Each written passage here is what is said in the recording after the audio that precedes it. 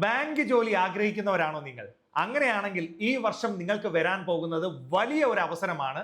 ഏകദേശം 50,000-ഓളം അവസരങ്ങളാണ് ബാങ്കിങ് മേഖലയിൽ നിന്ന് വരാനായിട്ട് പോകുന്നത്.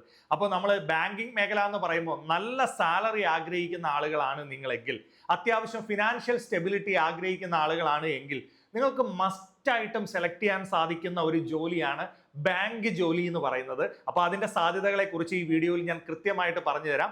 ആദ്യം മുതൽ അവസാനം വരെ നിങ്ങൾ ഈ വീഡിയോ കാണാനായിട്ട് ശ്രമിക്കുക. ആദ്യം എനിക്ക് പറഞ്ഞു തരാനുള്ളത് ഈ വർഷം തന്നെ വരാൻ പോകുന്ന ബാങ്കിന്റെ അവസരങ്ങളെ പറ്റിയും ഏകദേശം 50,000-ഓളം തൊഴിലവസരങ്ങളാണ് ഈ വർഷം വരാനായിട്ട് പോകുന്നത്. അപ്പോൾ അത് ഞാൻ കൃത്യമായിട്ടൊന്ന് പറഞ്ഞു തരാം. ആദ്യം നിങ്ങൾ മനസ്സിലാക്കുക എന്താണ് ബാങ്കിങ് ജോലിയുടെ അവസരങ്ങൾ. കുറെ പേര് ചിലപ്പോൾ ബാങ്ക് ജോലി എന്നൊക്കെ പറയുമ്പോൾ അതുമായിട്ട് ബന്ധപ്പെട്ട് പറയാറുണ്ട്, സാർ അത് ഭയങ്കര പ്രഷറുള്ള ജോബ് അല്ലേ, അല്ലെങ്കിൽ നമുക്ക് ഒരുപാട് ജോലി സമയം കൂടുതലുള്ള ജോലിയല്ലേ എന്നൊക്കെ ചിന്തിച്ച്, അല്ലെങ്കിൽ ഒരു പ്യുവർ ഗവൺമെന്റ് ജോബിന്റെ അട്രാക്ഷൻസ് ഉണ്ടോ ഇതിന് എന്നൊക്കെ ചിന്തിച്ചിരിക്കുന്ന ഒരുപാട് ആളുകളുണ്ട്.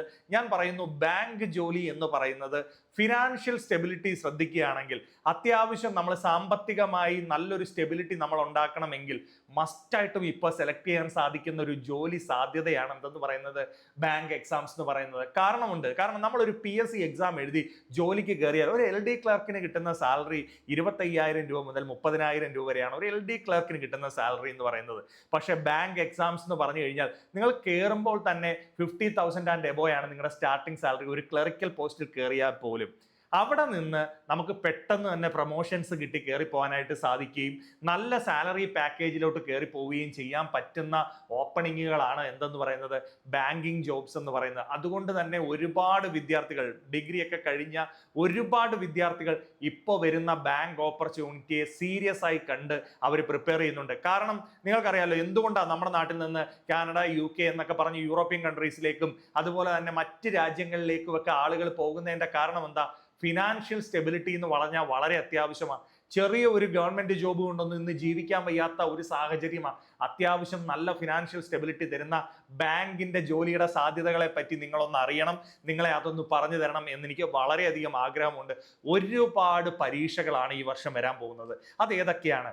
IBPSന്റെ സൈഡിൽ നിന്ന് വരുന്ന PO എക്സാംസ്, അതുപോലെ തന്നെ റീജിയണൽ റൂറൽ ബാങ്കിന്റെ എക്സാംസ്, IBPSന്റെ തന്നെ ക്ലറിക്കൽ എക്സാംസ്, IBPSന്റെ തന്നെ സ്പെഷ്യലിസ്റ്റ് ഓഫീസർ പരീക്ഷ, SBI സ്റ്റേറ്റ് ബാങ്ക് ഓഫ് ഇന്ത്യയുടെ PO എക്സാം, SBIയുടെ ക്ലർക്ക് പരീക്ഷ, SBIയുടെ SO പരീക്ഷ, അതുപോലെ RBI അറിയാലോ റിസർവ് ബാങ്ക് ഓഫ് ഇന്ത്യയുടെ ഗ്രേഡ് B, RBI അസിസ്റ്റന്റ് പരീക്ഷകൾ. നമുക്ക് ഇഷ്ടം പോലെ പൊതുമേഖലാ ബാങ്കുകളുണ്ട് അല്ലെ, പബ്ലിക് സെക്ടർ ബാങ്കുകൾ കേരളത്തിലുണ്ട്. അതുപോലെ തന്നെ പ്രൈവറ്റ് സെക്ടർ ബാങ്കുകളും കേരളത്തിലുണ്ട്.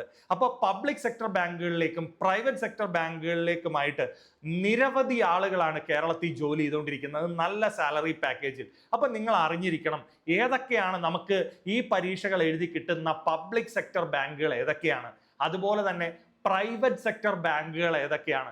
കൂടാതെ റിസർവ് ബാങ്ക് ഓഫ് ഇന്ത്യയുടെ പരീക്ഷകളും നമുക്ക് അവൈലബിൾ ആണ്. കൂടാതെ ഇൻഷുറൻസ് മേഖലയിൽ വരുന്ന പരീക്ഷകളും എല്ലാം ഈ ഒരു മേഖലയിൽ ട്രൈ ചെയ്യുന്ന ആളുകൾക്ക് എഴുതാൻ പറ്റുന്ന ബെറ്റർ ആയിട്ടുള്ള അവസരങ്ങൾ തന്നെയാണ്.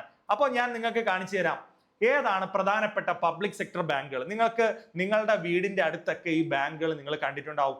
Bank of Baroda, bank of India, bank of Maharashtra, Canara bank, central bank of India, Indian bank, IOB Indian overseas bank, Punjab Sindh bank, Punjab national bank, state bank of India, UCO bank, union bank of India, കുറച്ച് ബാങ്കുകൾ. ഇപ്പൊ Canara bank അതുപോലെ തന്നെ നമ്മുടെ syndicate bank ഒക്കെ ലയിച്ചിട്ടാണ് Canara bank ഒക്കെ മാറിയത്. അപ്പൊ അങ്ങനെ കുറച്ച് ലയനമൊക്കെ നടന്നിട്ട് പ്രധാനപ്പെട്ട പബ്ലിക് സെക്ടർ ബാങ്കുകൾ എന്ന് പറഞ്ഞു കഴിഞ്ഞാൽ നമുക്ക് ഇത്രയേറെ ബാങ്കുകൾ ഉണ്ട്. നിങ്ങളുടെ വീടിന്റെ അടുത്തൊക്കെ ഇതിന്റെയൊക്കെ ഏതെങ്കിലുമൊക്കെ ബ്രാഞ്ചുകൾ ഉറപ്പായിട്ടും കാണുമെന്ന് ഞാൻ വിശ്വസിക്കുന്നു. അല്ലെങ്കിൽ നിങ്ങളുടെ വീടിന്റെ അടുത്തൊക്കെ ഇതിൽ നിന്ന് ജോലി ചെയ്യുന്ന ആളുകളുണ്ട്.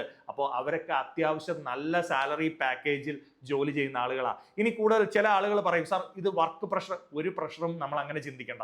പാഷനേറ്റഡ് ആയിട്ടാണ് ജോലി നമുക്ക് ചെയ്യാൻ ആഗ്രഹിക്കുന്നെങ്കിൽ നിങ്ങൾക്ക് ഉറപ്പായിട്ടും സെലക്ട് ചെയ്യാൻ പറ്റും. അത്യാവശ്യം നല്ല സാലറി പാക്കേജ് കിട്ടുന്നില്ലേ, ധൈര്യമായിട്ട് നിങ്ങൾക്ക് സെലക്ട് ചെയ്യാൻ പറ്റുന്ന ഓപ്ഷൻ തന്നെയാണ് ബാങ്കിങ് ജോലി എന്ന് പറയുന്നത്. ഇനി കൂടാതെ ഇവർക്ക് ഇപ്പോൾ ആകെ വരുന്നത് വർക്കിംഗ് എന്ന് പറയുന്നത് ഇപ്പോൾ 2nd 5th സാറ്റർഡേകൾ ഓഫാണ് ഇപ്പോൾ നിലവിൽ.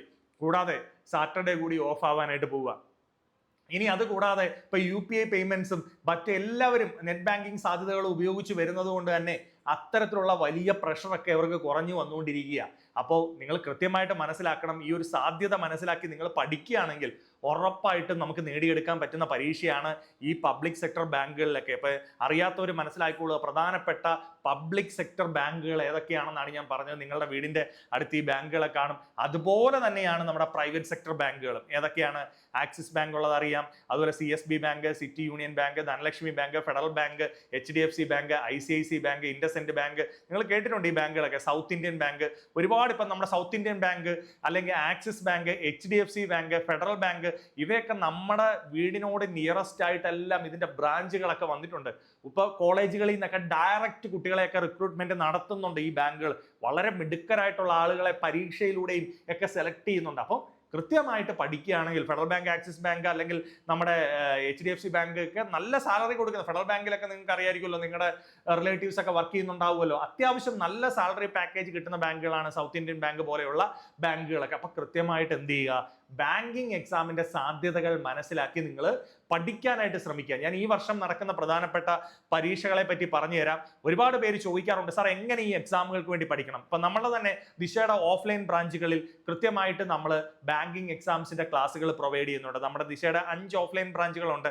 കൊട്ടാരക്കരയുണ്ട്, ട്രിവാൻഡ്രം ഉണ്ട്, കൊല്ലമുണ്ട്, കോഴിക്കോടുണ്ട്, തൃശ്ശൂരുണ്ട്. ഇവിടെ എല്ലാം ബാങ്കിങ് എക്സാംസിന്റെ ക്ലാസ്സുകൾ അവൈലബിൾ ആണ്. അതുപോലെ SSCയോടൊപ്പം തന്നെ ബാങ്ക് ചെയ്യുന്ന വിദ്യാർത്ഥികൾ, സ്റ്റാഫ് സെലക്ഷൻ കമ്മീഷന്റെ കേന്ദ്ര ഗവൺമെന്റ് ജോലിക്ക് പ്രിപ്പയർ ചെയ്യുന്നതിനോടൊപ്പം തന്നെ ബാങ്ക് എക്സാമിന് വേണ്ടി പഠിക്കുന്ന വിദ്യാർത്ഥികൾ, കൂടാതെ ദിശയുടെ ലേണിംഗ് ആപ്ലിക്കേഷനിലൂടെയും പഠിക്കാം. അപ്പോൾ പഠിച്ചുകൊണ്ടിരിക്കുന്ന വിദ്യാർത്ഥികളാണെങ്കിലും വർക്ക് ചെയ്യുന്ന ആളുകളാണെങ്കിലും നിങ്ങൾക്ക് എന്ത് ചെയ്യാം, ദിശ ലേണിംഗ് ആപ്ലിക്കേഷനിലൂടെയും എന്ത് ചെയ്യാം, നിങ്ങൾ ബാങ്ക് എക്സാംസിന് വേണ്ടി പഠിക്കാം. ഏതൊക്കെ പരീക്ഷകളാണ്? ഈ പറഞ്ഞ IBPS നടത്തുന്ന പരീക്ഷകൾ, പൊതുമേഖലാ ബാങ്കുകളിലേക്ക്, പബ്ലിക് സെക്ടർ ബാങ്കുകളിലേക്ക് IBPS നടത്തുന്ന ക്ലർക്ക് PO പരീക്ഷകൾ, അതുപോലെ തന്നെ SO പരീക്ഷകൾ, അതുപോലെ റീജിയണൽ റൂറൽ ബാങ്കിലേക്ക് നടത്തുന്ന ക്ലർക്ക് PO പരീക്ഷകൾ, അതുപോലെ SBIയുടെ PO ക്ലർക്ക് പരീക്ഷകൾ. ഈ പരീക്ഷകളിലൊക്കെ നിങ്ങൾക്ക് ദിശ അക്കാഡമിയോട് ചേർന്ന് നിന്ന് പഠിക്കാം. ഈ കോൺടാക്ട് നമ്പറുകൾ നിങ്ങൾ ശ്രദ്ധിച്ചു വെക്കുക. നിങ്ങൾക്ക് ഓൺലൈനോ ഓഫ്ലൈനോ ക്ലാസ്സുകൾക്ക് ഇതിൽ ബന്ധപ്പെടാം.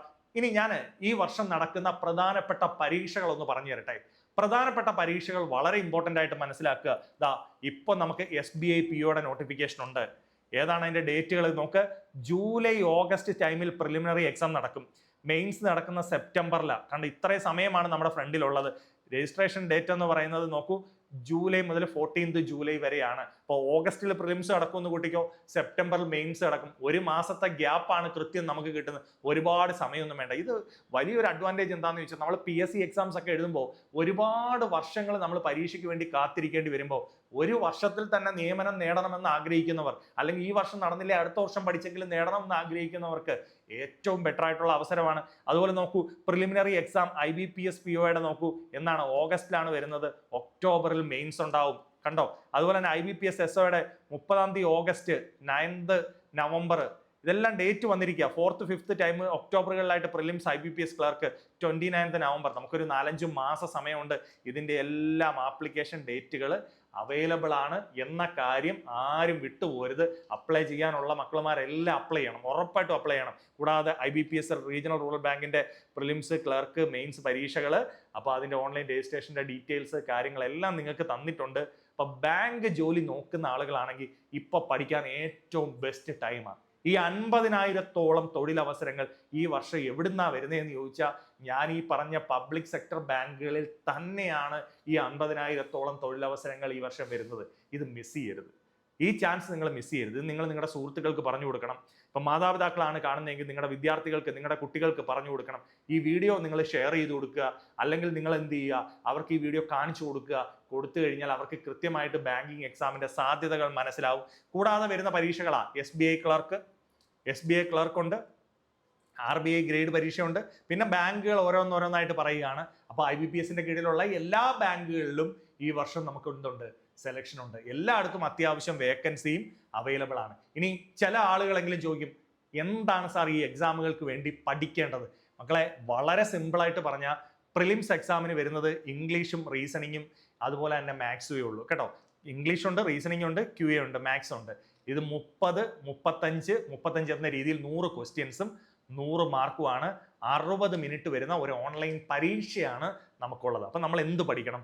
മാത്സ് നന്നായിട്ട് പഠിക്കണം, റീസണിങ് നന്നായിട്ട് പഠിക്കണം, അതുപോലെ തന്നെ ഇംഗ്ലീഷ് പഠിക്കണം. നല്ല സ്മാർട്ടായിട്ടുള്ള എനർജറ്റിക് ആയിട്ടുള്ള വിദ്യാർത്ഥികളെ കാത്തിരിക്കുന്ന പരീക്ഷയാണ് ബാങ്കിങ് എക്സാം. അല്ലാതെ എനിക്കിതൊന്നും വയ്യ, എനിക്ക് കാണാതെ പഠിക്കുന്ന ഇഷ്ടം എന്നുള്ള ആറ്റിറ്റ്യൂഡുകാർക്കല്ല. നല്ല എനർജറ്റിക് ആയിട്ടുള്ള സ്മാർട്ടായിട്ടുള്ള ആളുകളെ സംബന്ധിച്ച് മാത്സ്, റീസണിങ്, ഇംഗ്ലീഷ് പഠിക്കാമെങ്കിൽ നിങ്ങൾക്ക് പ്രിലിംസ് എക്സാമിന് ഇത്രയും കണ്ടന്റേ ഉള്ളൂ. ഇനി മെയിൻസ് പരീക്ഷയിലേക്ക് വരുമ്പോൾ എന്തോ ഉള്ളത്? ഇംഗ്ലീഷ് ഉണ്ട്, ക്വാണ്ടിറ്റേറ്റീവ് ആപ്റ്റ്യൂഡ് ഉണ്ട്, റീസണിങ് ഉണ്ട്. അപ്പോഴും എന്തുണ്ട്? മാത്സ്, റീസണിങ്, ഇംഗ്ലീഷ് അതുപോലെ തന്നെ ഉണ്ട്. പിന്നെ 2 ടോപ്പിക്കുകളുടെ ഉണ്ട്. ഒന്ന് ജനറൽ അവയർനെസ് എന്ന് പറഞ്ഞൊരു സെക്ഷൻ ഉണ്ട്, അതുപോലെ തന്നെ എന്തുണ്ട്? കമ്പ്യൂട്ടർ അവയർനെസ് ഉണ്ട്. അതൊരു 50 മാർക്സിന്റെ പാർട്ടാണ് കേട്ടോ, 50 മാർക്സിന്. അതുപോലെ തന്നെ റീസണിങ്ങിനോടൊപ്പം തന്നെ ഇവിടെ കമ്പ്യൂട്ടർ ആപ്റ്റ്യൂഡും ഉണ്ട്, അതുമുണ്ട്. ഈ 2 കാര്യങ്ങൾ, അപ്പോൾ ഒരു ജനറൽ അവയർനെസ്സും കമ്പ്യൂട്ടർ ആപ്റ്റ്യൂഡും പഠിക്കണം എന്നുള്ളതാണ് മെയിൻസ് എക്സാമിനെ ബന്ധപ്പെട്ട് പഠിക്കാനുള്ള ടോപ്പിക് എന്ന് പറയുന്നത്. അപ്പോൾ നിങ്ങൾക്ക് പഠിക്കേണ്ടത് എന്താണെന്ന് മനസ്സിലായി, പരീക്ഷകൾ ഏതൊക്കെ വരുന്നുണ്ടെന്ന് മനസ്സിലായി, ഈ വർഷത്തെ സാധ്യതകൾ എന്തൊക്കെയാണെന്ന് മനസ്സിലായി. ഇനി നിങ്ങൾ സമയം കളയുമോ? ഒട്ടും സമയം പാഴാക്കരുത്. കൃത്യമായിട്ട് പഠിച്ചു തുടങ്ങുക. ദിശ അക്കാഡമിയോട് ചേർന്ന് നിന്ന് പഠിക്കാൻ താല്പര്യമുള്ളവര് മസ്റ്റായിട്ടും ഈ ബാച്ചുകളുടെ സാധ്യതകൾ, ഓഫ്ലൈൻ ആൻഡ് ഓൺലൈൻ ബാച്ചിന്റെ സാധ്യതകൾ മനസ്സിലാക്കി പഠിക്കാൻ ശ്രമിക്കുക. ഈ നമ്പറുകളിൽ കോൺടാക്ട് ചെയ്ത് കഴിഞ്ഞാൽ കൃത്യമായിട്ട് നിങ്ങൾക്ക് വേണ്ട നിർദ്ദേശങ്ങൾ തരും. ഏത് ബ്രാഞ്ചിന്റെ വേണമെങ്കിലും നമ്പർ കിട്ടും. അതുപോലെ ദിശ ലേണിംഗ് ആപ്ലിക്കേഷനെ കുറിച്ച് അറിയേണ്ടവർക്കും ഈ നമ്പറിൽ കോൺടാക്ട് ചെയ്യാനായിട്ട് ശ്രമിക്കുക. അപ്പോൾ ഈ അവസരം എല്ലാവരും ഈ ഒരു സാധ്യത മനസ്സിലാക്കി പഠിക്കുമെന്ന് വിചാരിക്കുന്നു. Okay, thank you, all the best.